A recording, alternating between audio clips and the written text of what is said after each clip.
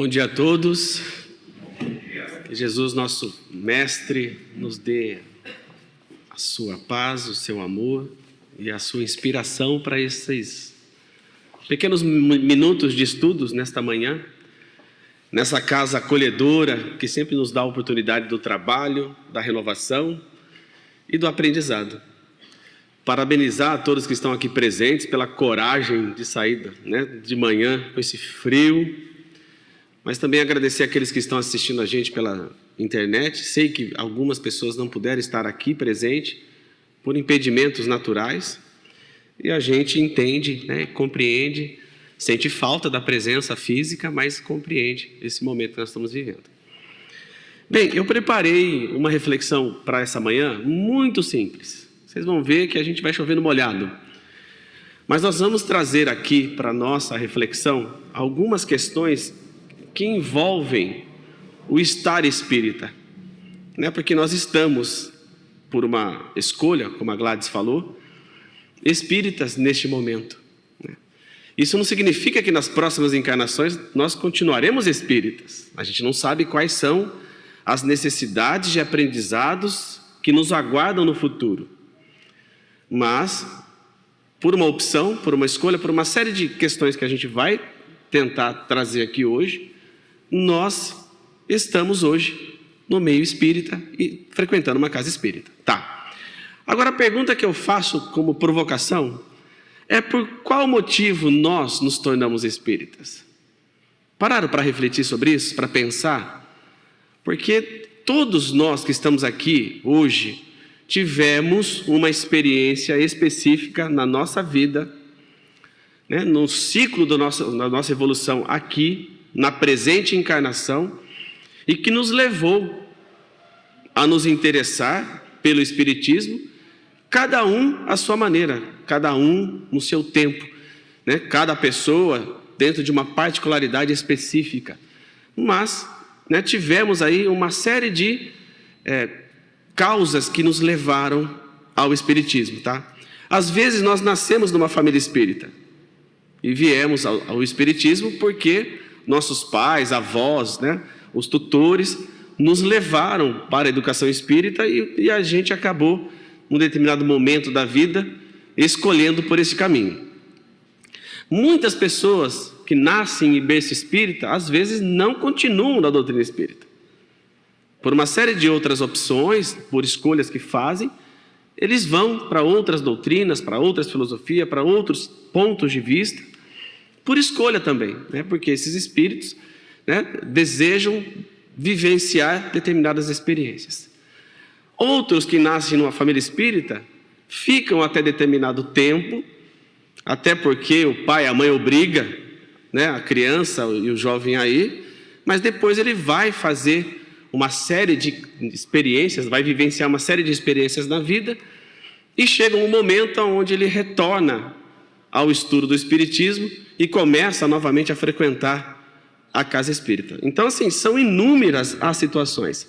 Umas, que pessoas que às vezes, pelo sofrimento ocasionado por alguma situação, seja ela física ou moral, a pessoa busca o conhecimento do Espiritismo nos centros espíritas. E aí a gente tem que falar de forma geral, porque o centro espírita ele é muito plural.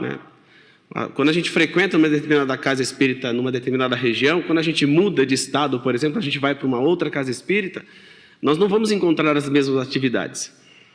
O Espiritismo é um só, aquele que foi trazido por Allan Kardec no século XIX, organizado pela sua capacidade intelectual, a partir dos ensinos de um conjunto de espíritos, usando um método para isso. Todavia, o que fazem da doutrina espírita, e tem muito espiritismo à moda da casa, é muito particular.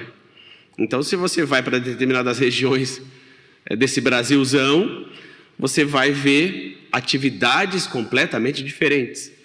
Porque as casas espíritas se organizam a partir de pessoas que têm determinados pensamentos em relação à prática espírita e vão colocando ali, vão imprimindo na atividade espírita as características humanas daquele grupo que dirige determinadas instituições.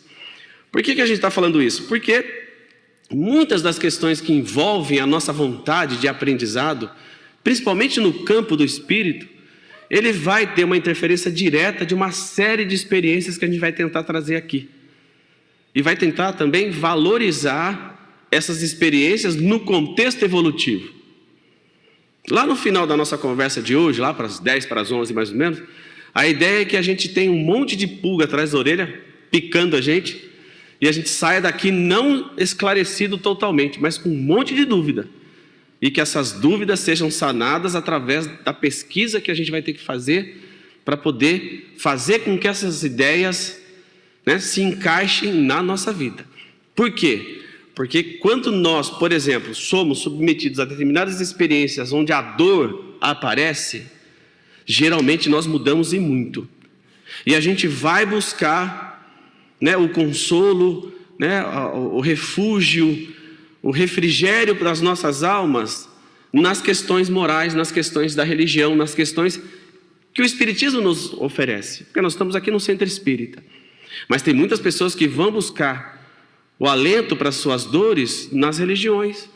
Tem outras pessoas que vão buscar, né, o alívio nas experiências do mundo. E são muitas experiências que o mundo oferece para as pessoas. Enfim, cada um vai procurar aquilo que mais lhe cabe naquele momento da sua encarnação. E por que isso é importante, né? Porque, por exemplo, quando a gente se depara com determinado conhecimento, a gente se encanta com aquilo. E a gente gostaria não só de aprofundar aquele conhecimento, mas tentar entender o porquê que ele existe. E qual é o alcance que esse conhecimento tem na vida a qual nós estamos inseridos. Por isso que o motivo que nos levou particularmente ao Espiritismo é muito variável. E não existe um caminho certo para se afirmar, olha, o melhor caminho para se, né, eu vou usar essa palavra, para se converter, entre aspas, ao Espiritismo, porque não existe proselitismo, não existe conversão ao Espiritismo. O que existe é um conjunto de ideias que a gente começa a estudar e aquilo faz sentido para as nossas vidas. Então a gente se adere ao conhecimento do Espiritismo, né? A gente mergulha nesse conhecimento, a gente quer cada vez mais que esse conhecimento faça sentido para as nossas existências. Por isso que quando a gente começa a se tornar espírita, e a gente vai falar um pouco das fases, né, da pessoa que quer ser espírita, mas a gente vai se encantando de tal maneira que a gente quer que as pessoas entendam essa doutrina, esse conjunto de informações que são extremamente grandes, não é um conhecimento raso, é um conhecimento que requer da pessoa que deseja obtê-lo um estudo aprofundado, a meditação dos ensinamentos e depois a prática daquilo que a gente entende ser espiritismo. Então, não existe caminho correto ou mais acertado. Existem caminhos que nos levam a essa escolha. Existem experiências que nos impulsionam a cada um de nós, a um determinado momento da vida, em estar aqui no Espiritismo. E o mais curioso é que muita gente, quando começa a estudar Espiritismo, acha que a doutrina espírita é o que há de mais avançado do ponto de vista do conhecimento. E isso é um erro do ponto de vista do desenvolvimento, porque o próprio Kardec afirma que o Espiritismo não deu a última palavra. Mas, por outro lado, existem muitas tentativas de atualizar o pensamento de Kardec, que não é baseado no bom senso, mas em opiniões. E isso é muito sério. Porque Kardec, quando organizou esse conjunto de obras, que a gente tem os 5 livros fundamentais e mais de 20 livros que foram publicados por ele, num conjunto das obras desses 14 anos aí de trabalho que ele realizou junto ao movimento espírita francês, é uma obra que a gente não consegue, apenas em uma encarnação, absorver tudo que ela tem a nos oferecer de recursos intelectuais e principalmente recursos morais. Então é necessário que a gente quando venha para o estudo, quando venha para a palestra, quando venha frequentar uma casa espírita, a gente tenha muito claro em nossa mente que todas as pessoas que estão aqui trilharam por caminhos diversos, que têm infinitas características diferentes. E o grande desafio no conjunto das direções das casas espíritas é fazer com que essa multiplicidade de personalidade de pessoas converjam para o mesmo ideal. O que não é fácil, né? Num mundo de expiações e provas como o nosso, com tantas ainda, desigualdades intelectuais, morais, sociais, enfim, desigualdades de todas as formas, ainda é difícil você manter uma homogeneidade de pensamentos, que vai se consolidar através de um sentimento que nós vamos desenvolver nas atividades espíritas às quais nós estaremos inseridos. Portanto, a partir dessa introdução, que a gente começa a vislumbrar os caminhos que nos trouxeram aqui, eu trouxe uma outra reflexão para nós fazermos diante da pergunta inicial que nós fizemos do tema de hoje. Por que ser espírita? Vocês podem ver que eu não disse assim, porque eu sou espírita. E eu já vi livros, de pessoas que escreveram porque sou de tal religião e não desta e daquela. Porque eu sou isso, eu não sou aquilo, e aí vai. A pergunta é, por que ser espírita? Não é porque eu sou, ou porque vocês são, ou porque nós somos. Por que ser espírita? E um dos princípios são os caminhos que nos levam a essa escolha. Então, as nossas experiências, a primeira afirmativa que a gente quer dizer assim com muita segurança, as nossas experiências nos diversos campos do conhecimento fazem com que a gente entre no caminho do espiritismo também, dentro de um contexto específico e muito diferente. Por que nós estamos falando isso? Porque dependendo da formação que nós tivemos, dependendo da geração a qual nós estamos inseridos, e tem muitas gerações diferentes vivendo neste mundo, tem a geração Baby Boomer, você tem a geração Y, Z, A, B, C, enfim, tem um monte de gerações aqui que convivem na mesma sociedade. E a primeira coisa que a gente gostaria de desmistificar é o seguinte: não existe geração certa ou geração errada. Existe uma geração específica que teve um monte de experiências diferentes e que foram importantes para a formatação daquele pensamento, daquele modelo mental. A gente precisa usar muito o critério do modelo mental para entender como é que as pessoas pensam. Então, às vezes, numa aula que a gente dá, numa conversa entre familiares, a gente fala assim: olha, porque no meu tempo... Quem já disse isso? Levanta a mão aqui que eu quero ver. Muitos de nós já fizeram isso, falamos isso, Principalmente quando são mais jovens, porque no meu tempo não era assim, porque na minha época a gente fazia isso e tal coisa. E aí na geração atual, nas gerações que virão ainda, eles são formatados dentro de um contexto social, dentro de um contexto de conhecimento. Então aquilo que para nós era normal há 30 anos atrás, para hoje não é. Inclusive a geração atual deu um nome para isso, Quando a gente começa a lembrar muito das coisas que nós vivemos, nós somos considerados, como é que é o nome da palavra? Cringes. Que é uma denominação que foi criada aí nas redes sociais para denominar aquelas pessoas que ficam focadas naquilo que vivenciou. É uma música que a gente ouve, de rock and roll, lá daquela época dos anos 70, dos anos 80, as músicas brasileiras que nos conectam a essas realidades, a essas experiências. São determinadas lembranças, às vezes vistas numa fotografia impressa. Imagina que essa geração vai ver, manusear as fotos que foram tiradas num passeio, porque antigamente era desse jeito. Você ia fazer um passeio com a sua família, tirava a foto, e você não tinha isso online. Você tinha que chegar em casa, orar muito para que o filme não queimasse, para que as fotografias saíssem a contento. E aí você chamava as pessoas para sua casa para você mostrar o passeio que você fez.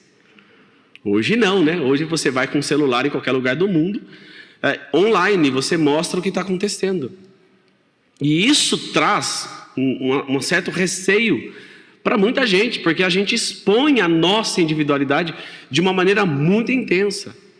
E cria-se no mundo virtual um modelo de vida que muitas vezes não é o modelo real que existe na vida daquela pessoa. Eu gosto de falar a respeito disso e usar os filtros de celular para tirar foto. Não confiem na beleza das fotos que a gente vê nas redes sociais. As pessoas não são tão bonitas quanto parecem, porque os filtros que o celular tem nos torna verdadeiros modelos. E na realidade nós não somos aquilo. A gente tem uma série de imperfeições no rosto, às vezes, que Deus nos deu para que a gente evoluísse e progredisse, e os filtros tiram. Os filtros tiram pé de galinha, tira ruga, tira tudo, a gente fica lindos. Então, por que a gente está falando isso? Porque as experiências de cada um vai fazer com que a gente tenha uma experiência específica dentro do centro espírita. Então você pega assim uma criança que desde da mais tenra idade, o jovem, né, que sempre leu, sempre mergulhou nos livros, porque foi estimulado, porque foi incentivado em casa ou no lugar onde ele morava, enfim, tem uma série de estímulos que você pode realizar para que uma criança vire efetivamente uma leitora. E essa criança, esse jovem que vem para o centro espírita, ele vem diferenciado. Então, quanto mais pessoas, né, estudarem as áreas do conhecimento humano de uma forma ampla, melhores reflexões nós fazemos no ambiente de estudos do centro espírita. Porque a gente não vai simplesmente ser o quê? Um transmissor de ideias. E em uma aula, em uma palestra, é que aqui o modelo que a gente realiza as palestras não dá para fazer muita interação. Porque a minha vontade era sair daqui e sair perguntando um monte de coisa para vocês. É claro que tinha gente que nunca mais ia aparecer aqui no SEAC depois disso. Mas a minha vontade era essa, porque perguntar o que as pessoas pensam sobre determinada ideia enriquece a discussão. E nós precisamos permitir que isso aconteça, que as pessoas falem o que pensam, mesmo que isso contrarie aquilo que eu estou falando, porque foi através da contradição que todo conhecimento se consolidou hoje em 2022. Vocês concordam? Todas as grandes transformações no pensamento e na tecnologia só foram possíveis por uma questão, porque existiu alguém com coragem de analisar com critério determinadas áreas do conhecimento e falar assim, escuta, não é bem assim. E através de uma propositura, ou seja, faz uma proposição, você faz uma pesquisa e fundamenta o seu pensamento.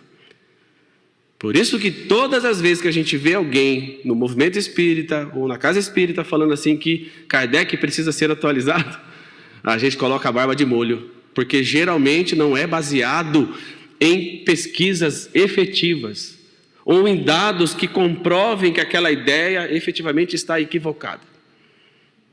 Geralmente é o pensamento individual daquela pessoa, né, que tenta impor o seu pensamento de forma coletiva. E isso é muito sério. Né? Kardec fugiu da forma mais explícita possível para fazer a composição do Espiritismo em cima de um método, né, que traria a reflexão numa multiplicidade de informações que foram trazidas do mundo espiritual, analisando e fazendo uma comparação, comparando informações que chegaram por vários lugares do mundo e que eram, no fundo, as mesmas ideias. E aí a gente, às vezes, né, esquece de olhar a história de como é que o Espiritismo, no seu contexto doutrinário, no seu contexto teórico, foi desenvolvido, e a gente precisa mergulhar nessas questões históricas para dar mais valor ainda à doutrina espírita. Né? Quando a gente, nos nossos cursos, a gente fala assim, se a gente quiser estudar Espiritismo de verdade, a gente tem que estudar, a primeira obra é o Livro dos Espíritos. Geralmente a gente incentiva as pessoas a estudar o Livro dos Espíritos, Mas qual edição? A primeira ou a segunda? A segunda. Porque Allan Kardec, em março de 1860, ele disse que aquela obra era uma obra completamente nova.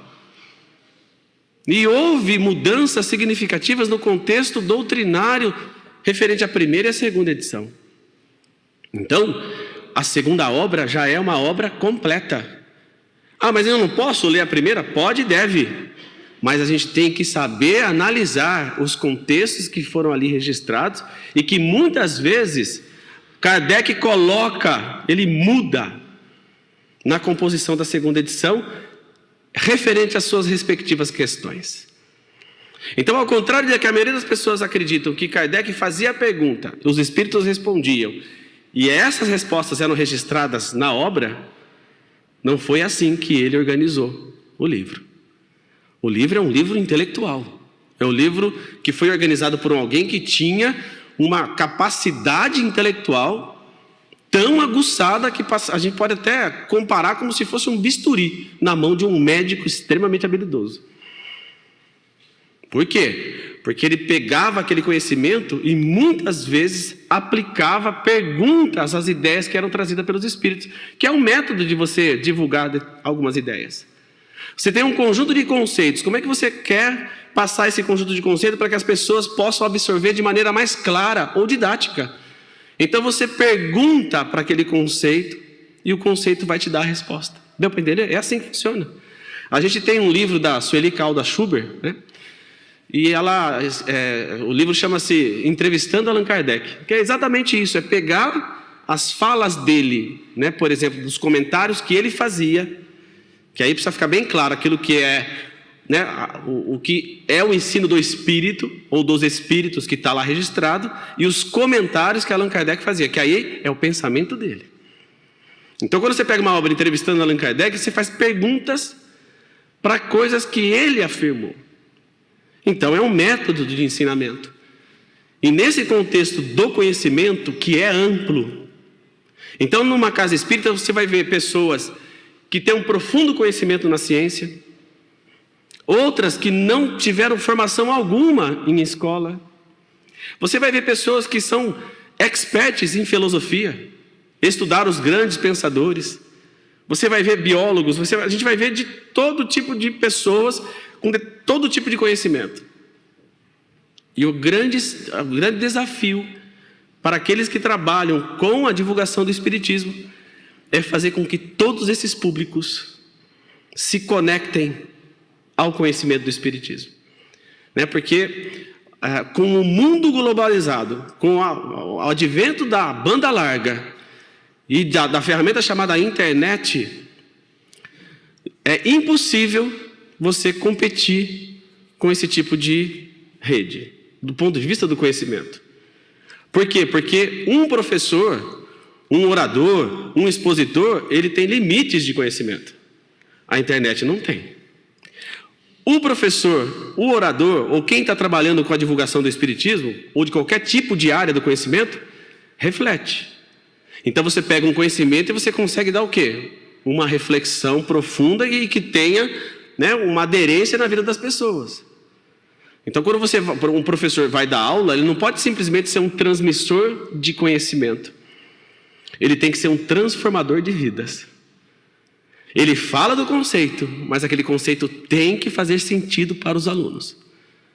Porque aquele conhecimento, né, o desejo de todo professor que quer, que daqui a 10 anos, aquele aluno lembre daquele conceito que foi discutido em sala de aula. E como é que ele faz isso? Ele tem que usar das experiências que os próprios alunos tiveram. A casa espírita não é diferente.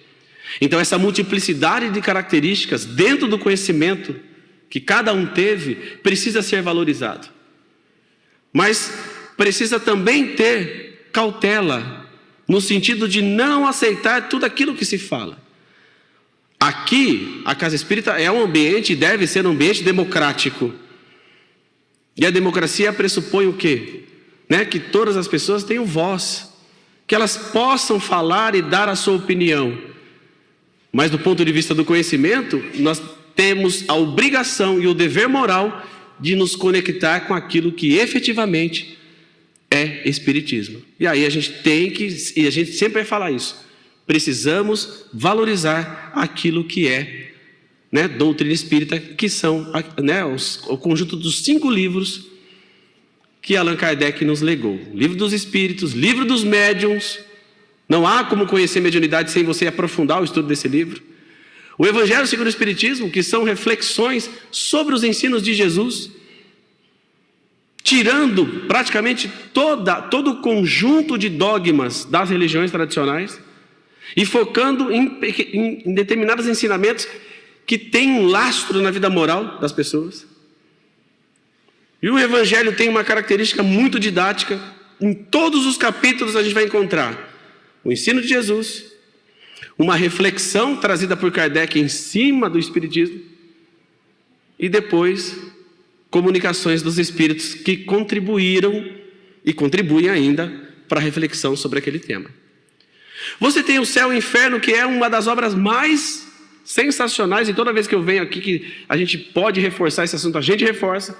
O Céu e o Inferno é um ilustre desconhecido para muitos espíritas e é um livro altamente libertador.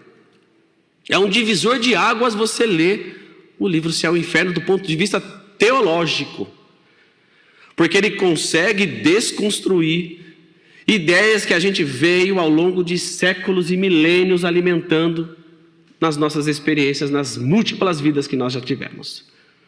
Ideias que a gente vai falar daqui a pouquinho. O quanto as nossas vivências nas diversas religiões trazem para a nossa convivência na casa espírita uma série de problemas, mas também uma série de experiências significativas. Então, no campo do conhecimento, nós precisamos valorizar essas ferramentas que nós temos à disposição. Quem vem para o centro espírita já preparado, contribui para aqueles que estão chegando agora do ponto de vista do conhecimento. E não deve se colocar acima dos demais, mas junto no aprendizado. Porque a única diferença que nós temos para aqueles que divulgam o Espiritismo através de um púlpito e aqueles que estão ouvindo é que o tempo de trabalho é um pouco maior apenas. E isso não significa que a pessoa é melhor ou é moralmente mais elevada. Muito pelo contrário. Geralmente são os maiores devedores. Aí eu tenho que fazer um gracejo que uma vez eu ouvi o expositor Haroldo Dutra Dias, num encontro que teve lá em Matão. Ele falou assim que Jesus teria pego no movimento espírita e solicitado assim, olha, ele foi separando os grupos de trabalhadores por perfil.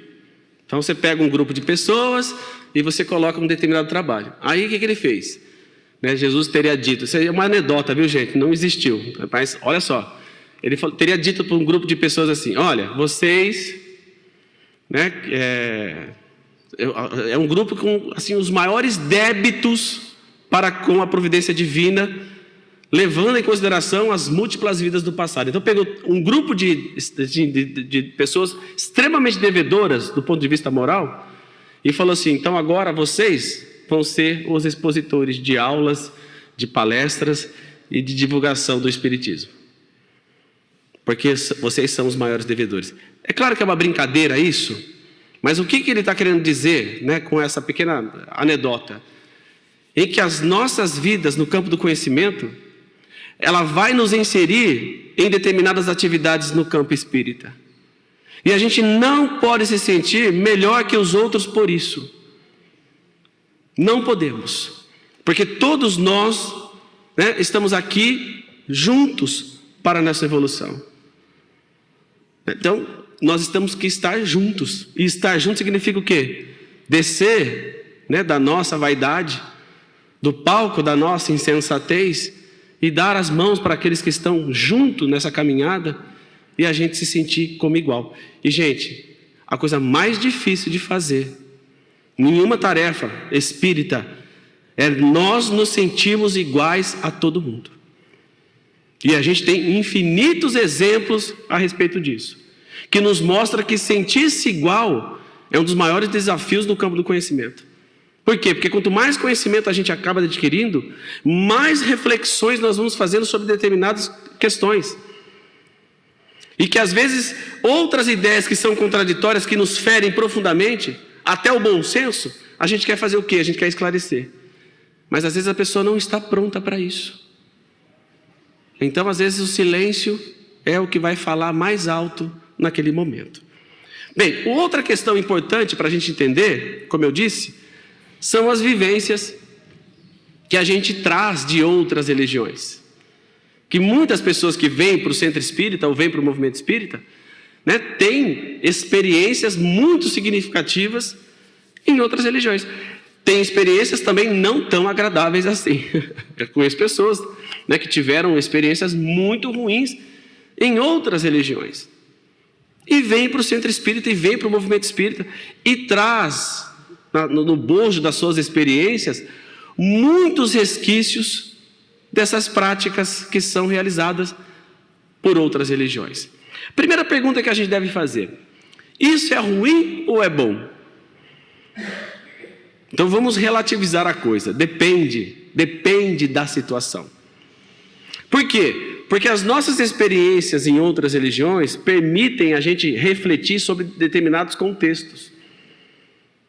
Por exemplo, tem muitas pessoas que viveram nas religiões cristãs tradicionais e fizeram durante muitos anos aqueles cursos matinais aos domingos, onde se aprendeu a história do Antigo Testamento, dos profetas, né? Desde criança, muita gente foi ali se desenvolvendo em outras religiões e aprendeu muitas coisas que envolvem o contexto o quê? Da nossa tradição religiosa, que é judaico-cristã. Aqui no nosso Brasil é assim.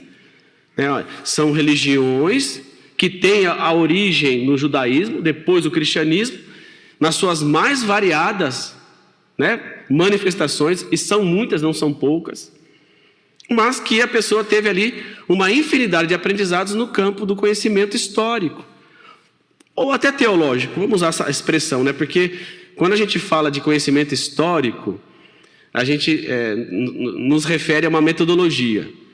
E a história, para que ela seja comprovada, é necessário documentos. Então, quando a gente fala assim, isso é um fato histórico. Então, para isso ser um fato histórico, tem que ter documento. Nem tudo que está narrado na Bíblia tem documento que comprova efetivamente aquilo que está narrado ali. Tanto o Antigo Testamento como o Novo Testamento. Então, do ponto de vista histórico, né, da história, da metodologia que é usada na história, tem muitas questões que estão colocadas na Bíblia, de forma geral, que são considerados, né, pontos teológicos. São construções teológicas que devem ser valorizadas, né? Ninguém está dizendo assim que as pessoas não podem ter as suas crenças, não é isso. Mas, numa reflexão mais palpável, vamos entender se isso efetivamente aconteceu. Isso eu não tenho comprovação histórica. Isso significa que aquilo aconteceu ou não? Não, a gente não pode dizer que aquilo não aconteceu, mas do ponto de vista histórico, aquele fato nunca existiu. Então é isso, é ciência, a ciência funciona desse jeito, né? Agora, do ponto de vista das religiões, olha a multiplicidade de religiões que existem no mundo. Primeira pergunta que nós, né, e é uma provocação mesmo, que a gente gostaria de dizer nesse momento é assim: as religiões são importantes? São, e muito, porque elas proporcionam determinadas experiências para as pessoas, que vai fazer com que ela mude ao longo do tempo, né, ao longo das suas experiências, muitas vezes negativas. Mas isso vai depender exclusivamente de quem? Da religião? Não, da pessoa.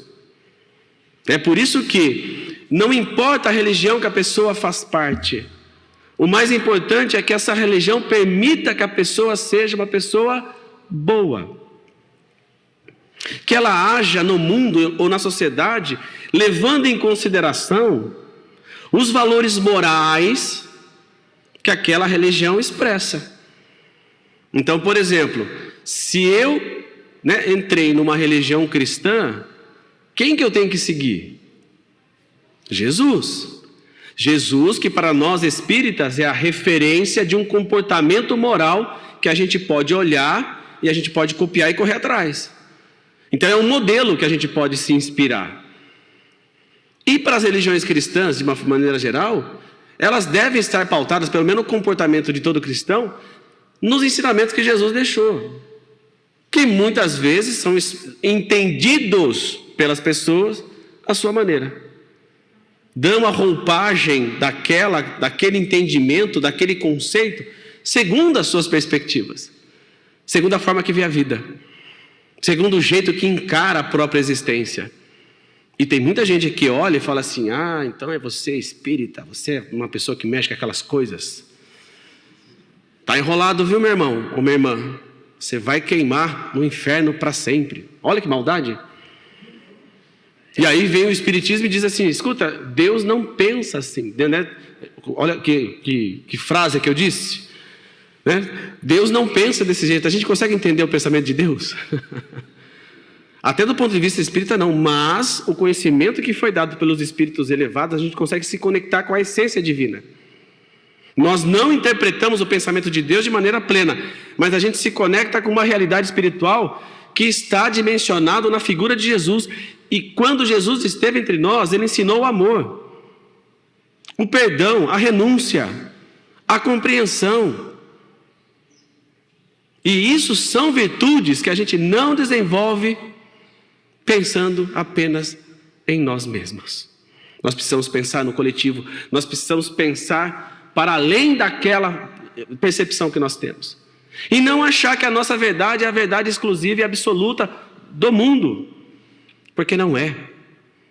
Porque a nossa própria percepção da vida, ela vai se alterando ao longo da existência, vocês concordam? Há 10 anos atrás eu pensava de um jeito, hoje eu sou de outro. Daqui a 5 anos eu estou pensando diferente, porque as coisas mudam, porque novas descobertas vão mostrando para nós que existem outras realidades que precisam ser levadas em consideração. Mas as nossas vivências em outras religiões traz para o ambiente espírita uma série de características que Allan Kardec, lá na Revista Espírita de 1858, né, ele vai olhar essas manifestações com a própria fase do espiritismo.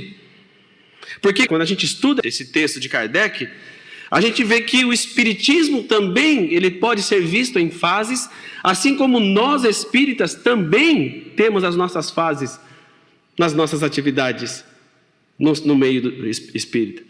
Então a primeira fase, que é da curiosidade, muita gente ainda, até por conta das dores que vivencia, valorizam mais os fenômenos de efeitos físicos que existem em determinados lugares, mas pelo menos assim, o que a gente percebe é que existem tentativas muito fortes de realizar atividades voltadas às manifestações. Né? Centros espíritas em determinadas regiões lotam, porque ali são realizadas ainda atividades de efeitos físicos. Agora, se é verdade ou não, é uma outra questão. Aí nós teríamos que usar o quê? Do bom senso, da razão. Vamos lá pesquisar os fatos que estão sendo produzidos ali. Vamos usar um método para analisar se aquilo lá é verdadeiro ou não. Da mesma forma que numa reunião mediúnica que um espírito falou, vamos lá analisar o que o espírito está falando. Porque não é o que o espírito falou, é verdade. Então tem que ter critério, tem que ter, né, bom senso para saber que aquilo é verdadeiro. Depois passa-se por um estado de observação, ou seja, né, todas as ideias desse conjunto de informações que o Espiritismo nos traz, a gente começa a se conectar com a própria realidade da vida. Porque faz sentido para nós. E não adianta, do ponto de vista das manifestações religiosas, se aquilo não faz sentido para a sua vida, você não vai ter aderência àquela ideia. Então, para o estudo do Espiritismo, esse conjunto de informações tem que ter aderência na minha vida. Aquilo tem que fazer sentido para mim. E aí a gente se empolga, né? Porque geralmente quando a gente começa a estudar o Espiritismo, a gente fica tão encantado com aquilo, que no primeiro churrasco de família, a gente está lá no púlpito da nossa, né, do fundo da casa da pessoa que a gente está, e a gente está ali pregando Espiritismo para as pessoas. Sem muitas vezes entender os contextos que estão ali delineados nas experiências individuais daquelas pessoas. E lá na nossa cabecinha a gente olha, né, depois que a gente entende a reencarnação, quando a gente começa a entender que muitos dos processos de sofrimento são oriundos das nossas próprias ações, lá na nossa cabecinha a gente já começa a julgar, né? Ah, agora eu entendo porque o fulano está sofrendo. Aprontou, né? Mas isso é um equívoco, porque não compete a nós fazer esse julgamento. Nós temos que entender o contexto de cada experiência humana.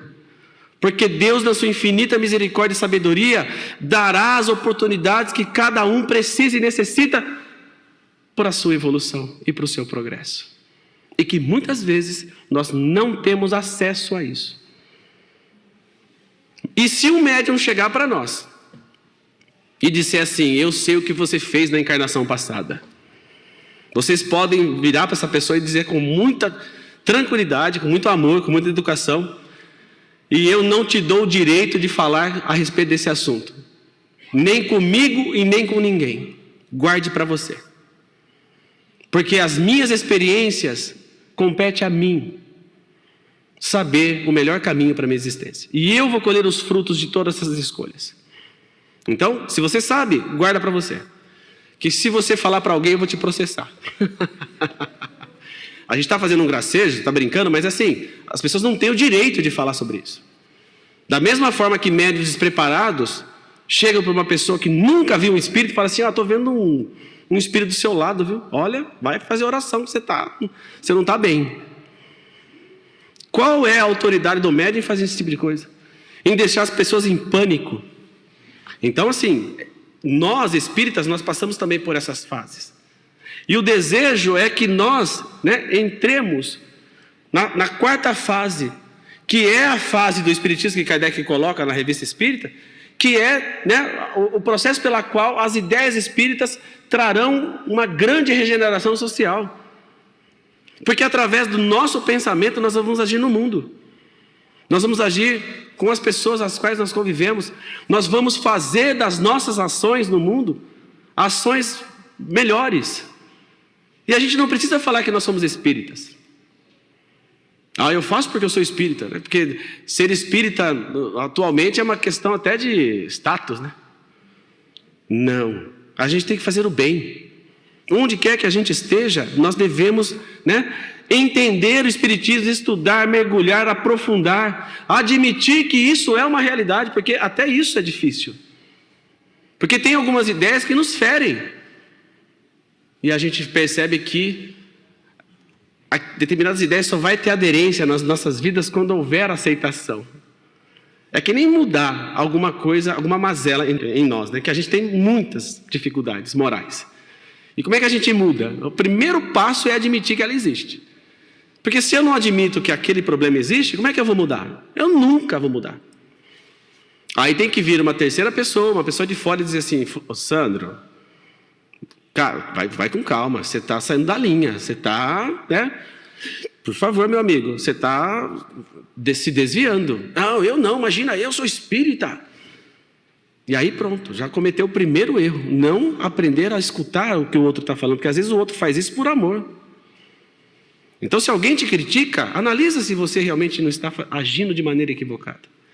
E depois você vai passando por várias análises, né, até que você aceite que existe aquele mal e você comece a se esforçar para mudar, porque é um aprendizado enorme. Nós vamos, né, entrando nesse contexto espírita, vamos passando pelas diversas fases que o Espiritismo nos proporciona e a gente vai vivenciando essas fases, cada qual à sua maneira. Então a gente tem a fase da empolgação, que a gente quer abraçar tudo, quer fazer todas as atividades, quer ir todo dia no centro espírita, quer transformar as pessoas em espíritas. E a gente tem que ir devagar, porque às vezes a gente nem se conectou ainda com essa dimensão do conhecimento espírita, de maneira efetiva. Então a gente vai gradualmente fazendo com que essas ideias façam sentido para nós. E aí eu tenho que evocar o que Kardec coloca na conclusão do Livro dos Espíritos, lá no item 7, que ele fala a respeito, muito claro, a respeito dessas fases. E aí que tem tudo a ver com a primeira pergunta que nós fizemos hoje. Por que ser espírita? Ele diz para nós assim: o espiritismo se apresenta sob 3 aspectos diferentes: o das manifestações, o dos princípios e da filosofia que delas decorrem, e por fim, o da aplicação desses princípios.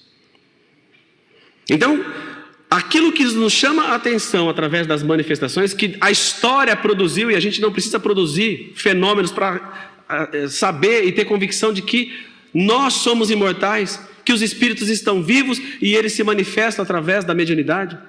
Nós não precisamos desses fenômenos de efeitos físicos, porque muitos já foram produzidos. Agora a gente precisa entender que se eu ver um espírito materializado entrando naquela porta ali da nossa casa, ali do Salão Vinícius, metade do salão desencarna de medo e pavor, porque nós nunca vivenciamos algo nesse sentido. E por mais que a gente acredite que a vida é imortal, aquilo que nos fere a razão e o bom senso, que nos ferem a lógica da nossa, vamos dizer assim, do nosso mundo, do nosso modelo mental, a gente não vai lidar ainda com tranquilidade. É que nem filme de terror. Eu já disse isso aqui várias vezes. Por que filme de terror faz sucesso? Porque o monstro aparece microsegundos.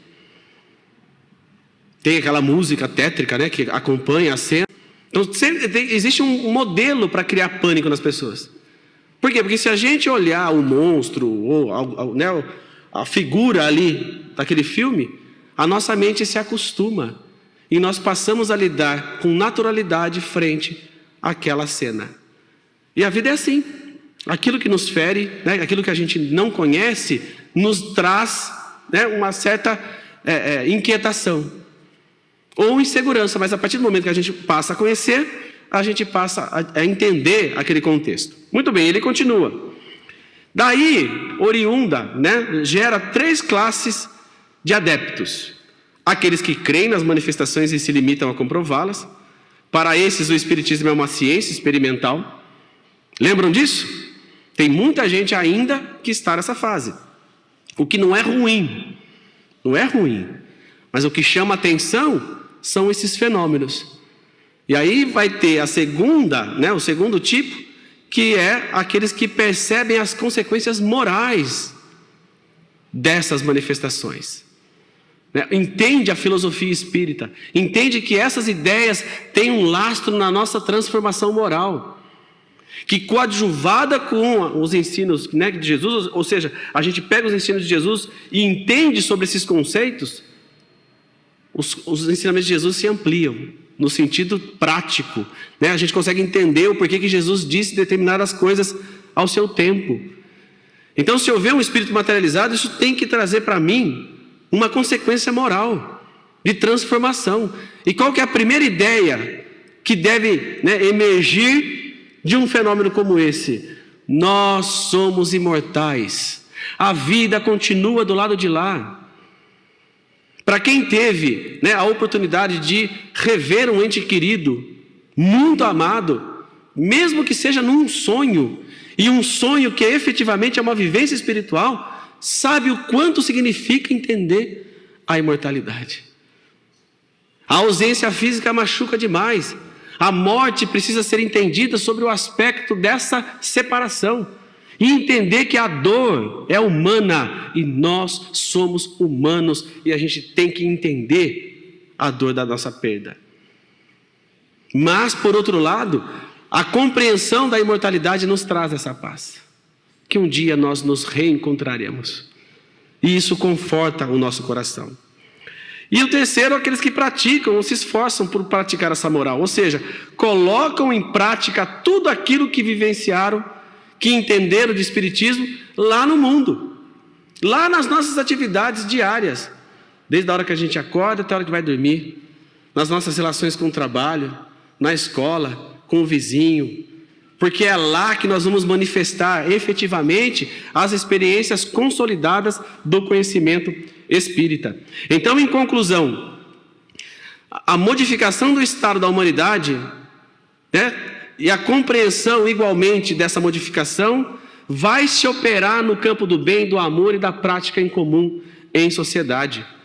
O interesse maior, que chama inicialmente pelo maravilhoso, aquilo que é sobrenatural, impulsiona o ser a novas descobertas, E essas descobertas estão ligadas ao processo evolutivo do indivíduo, que se conecta com essa dimensão espírita, que faz total sentido para as nossas vidas.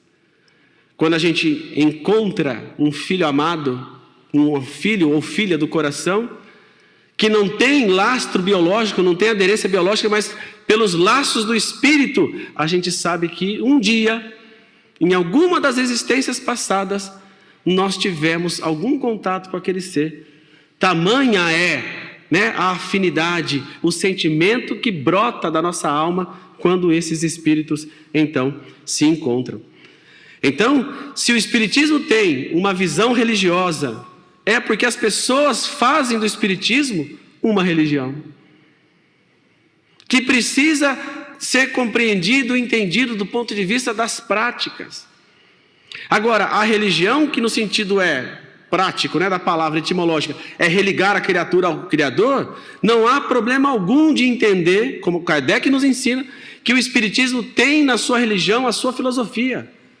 Essas ideias sobre Deus, sobre os espíritos, pluralidade dos mundos, mediunidade, todos esses conceitos essenciais que o Espiritismo nos traz e que nos conectam à verdadeira dimensão da religião espírita, que é fazer com que a gente transite na sociedade com todas as religiões em paz, em tranquilidade, valorizando o que há de melhor em cada uma delas. O espírita também vai desenvolver um aspecto filosófico, vai entender que a filosofia é a área do conhecimento que avança o ser humano no campo do conhecimento e vai fazer as devidas conexões com as realidades filosóficas, com o conhecimento que o Espiritismo nos traz. Vai entender que na reunião mediúnica é onde a gente vai entender a imortalidade da forma mais sui generis que seja possível. Porque é lá, numa comunicação, que a gente vai escutar, que a gente vai dialogar, é que a gente vai ter a concisão, a precisão de que a imortalidade é uma verdade inquestionável.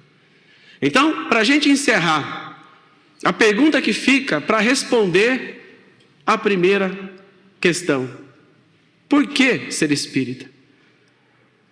A gente tem que tomar cuidado com tudo que a gente faz depois que a gente entra nesse mundo, ou pelo menos aceita o Espiritismo enquanto uma filosofia de vida, em tudo que a gente faz na sociedade. Em tudo, nas nossas escolhas, naquilo que a gente realiza no campo do comportamento, das nossas relações, em tudo que a gente faz, ela vai ter uma repercussão efetiva na vida das pessoas. Então, esses cuidados precisam estar presentes.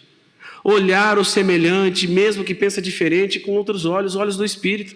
Vale muito mais manter a amizade do que a minha opinião. Eu penso isso e você pensa aquilo. Eu penso X, você pensa Y. Eu gosto do Corinthians, você gosta do Palmeiras. Eu sou desse partido e você é do outro, não importa. Tudo isso é irrelevante quando a gente leva em consideração uma das expressões do amor, que é a amizade. A amizade deve estar acima das nossas convicções. Porque a amizade, como diria Mário Quintana, é o amor que nunca morre. É o verdadeiro amor que a gente leva para as vidas futuras e que vai fazer com que a gente se conecte nessa dimensão. Então, o futuro do Espiritismo é aquilo que nós fizermos dele. Vai depender exclusivamente daquilo que nós realizarmos, não só aqui no ambiente espírita, mas lá fora. E como mensagem final para todos nós, que a gente possa refletir do porquê ser espírita.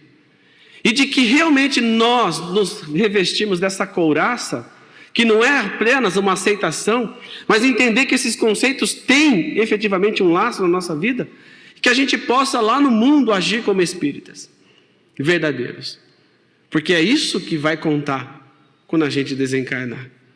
Quando nós estivermos na pátria da verdade, no mundo espiritual, tudo o que nós fizermos do ponto de vista das nossas relações uns com os outros, é isso que vai efetivamente nos levar a uma verdadeira paz interior.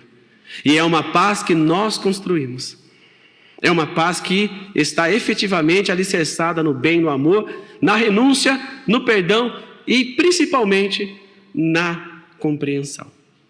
Que a gente tenha uma semana de paz, de muita luz, de muito aprendizado, e que a gente possa, a partir dessas, de tudo isso que a gente disse hoje de manhã, a gente possa nos pautar sempre, em todas as dimensões da vida, sobre essa percepção.